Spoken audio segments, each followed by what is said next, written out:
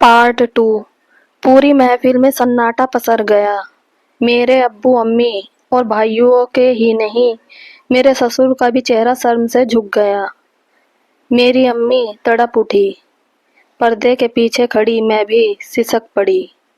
मुफ्ती साहब बोले, बताओ बेटी, क्या बात है?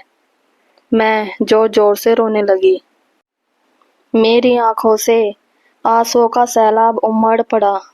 होठ थरथराने लगे, जिस्म कांप उठा। मुझसे बोला नहीं गया। बोलती भी तो क्या।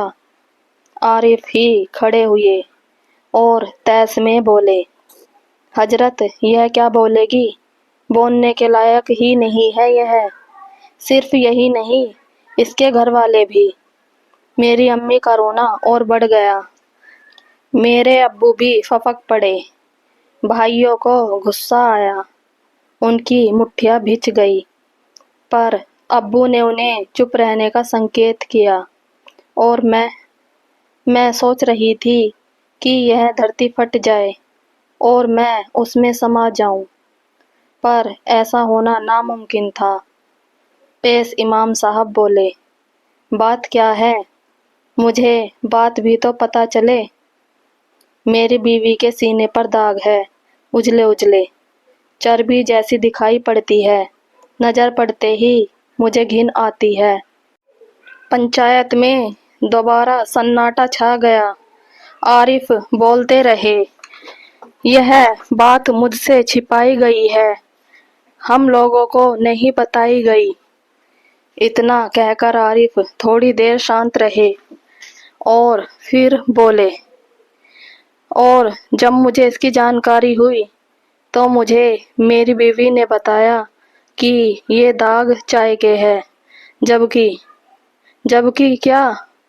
एक साथ कई मुंह खुले। जबकि ये दाग तेजाब के हैं। पंचायत में खलबली मच गई। आरिफ ने आगे बताया, कल मैं खैराबाद अपने ससुराल में था। वहीं एक पान की दुकान पर मैंने दो लड़कों को आपस में बातें करते सुना। मैं नहीं जानता कि वे लोग कौन थे। उनमें से एक ने दूसरे से पूछा था कि यार, उस लड़की का क्या हुआ? दूसरा बोला था कि कौन सी लड़की? पहला लड़का बोला था कि वही हाजी अशरफ साहब की लड़की, जिस पर एसिड अटैक हुआ था। दूसरा लड़का बोला था कि अरे, उसकी तो शादी हो गई, 2-2.5 साल हो गए हैं, अच्छा शौहर पाया है उसने। इतना सुनना था कि मेरे होश उड़ गए। आगे उन लोगों ने क्या बातें की मैं नहीं जानता, लेकिन हजरत, मैं यह जानता हूँ कि मैं कहीं का नहीं रहा।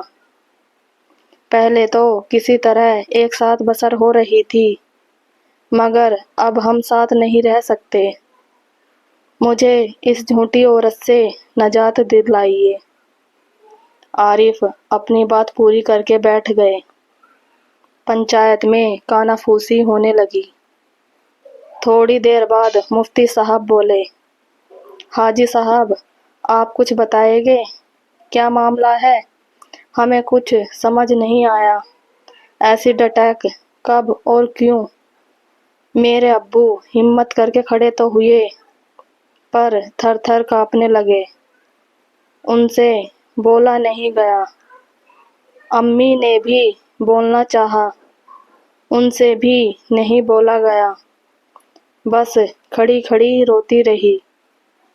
आखिर में मैं खड़ी हुई।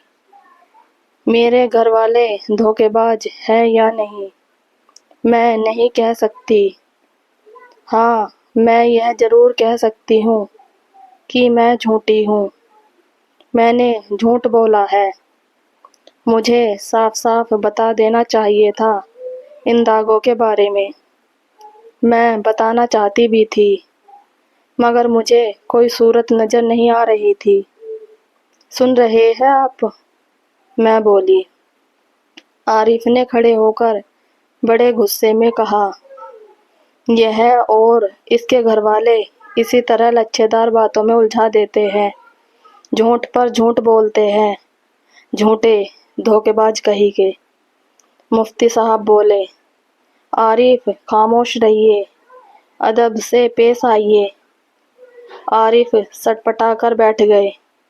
मुफ्ती साहब ने मुझसे पूछा, बेटी दाग का क्या राज है, बताएगी आप? मैं फपक पड़ी। ऐसा लगा जैसे दाग दहक उठे, जलन पूरे शरीर में दौड़ गई। मैं बोली, मैं उस वक्त 11वीं जमात में पढ़ती थी। एक हिसाब से दुनिया जहान से अनजान थी।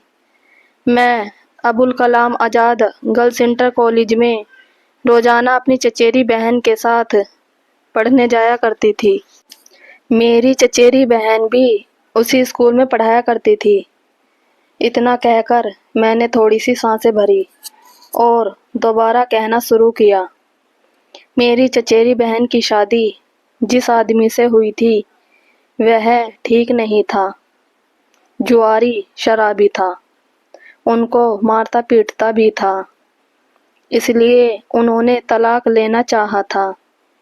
वह शख्स तलाक देने के लिए राजी नहीं हुआ। बहन बेचारी मायके में बैठी रही और कॉलेज में पढ़ाने लगी।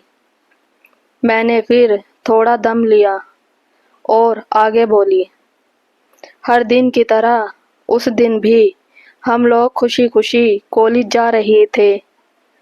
हम लोग कॉलेज पहुंचने वाले ही थे कि बहन ने मेरा हाथ पकड़कर मुझे अपनी तरफ खींचा और चिल्लाते हुए बोली कि भागो भागो। मैंने देखा सामने वही जालिम शख्स खड़ा था। वह पहले भी एक दो बार बहन के सामने आ चुका था, उनका रास्ता रोक चुका था, उन्हें जबरदस्ती अपने घर ले जाना चाहता था। हमने सोचा कि वह आज भी वही हरकत करेगा, सो हम दौड़ पड़ी। बहन आगे आगे दौड़ रही थी और मैं उनके पीछे पीछे।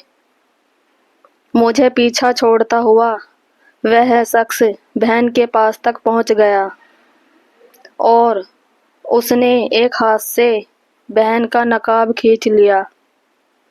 बहन को ठोकर लग गई, वे वहीं सड़क पर गिर पड़ी। उस जालिम ने झोले से तेजाब की बोतल निकाली और ढक्कन खोलकर एक झटके से उनके चेहरे पर उड़ेल दी।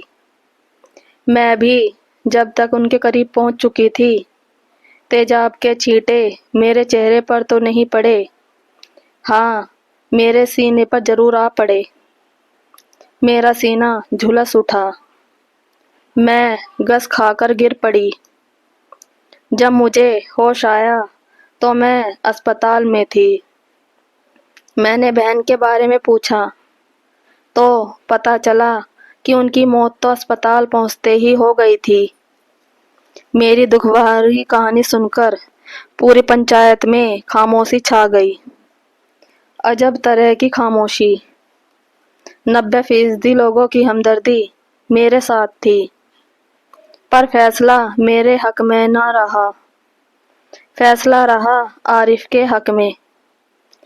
मेरे घर वालों के सच्चाई छिपाने और मेरे झूठ बोलने की वजह से मेरा तलाक हो गया। मैं अपने घर वालों के साथ मायके चली आई। आरिफ ने बच्ची को लेने में कोई दिलचस्पी नहीं दिखाई।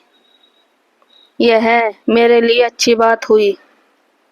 मैं अपनी बच्ची के बगैर एक पल जिंदा रह भी नहीं पाती। मैं बीएड तो पहले से ही थी और टीईटी भी।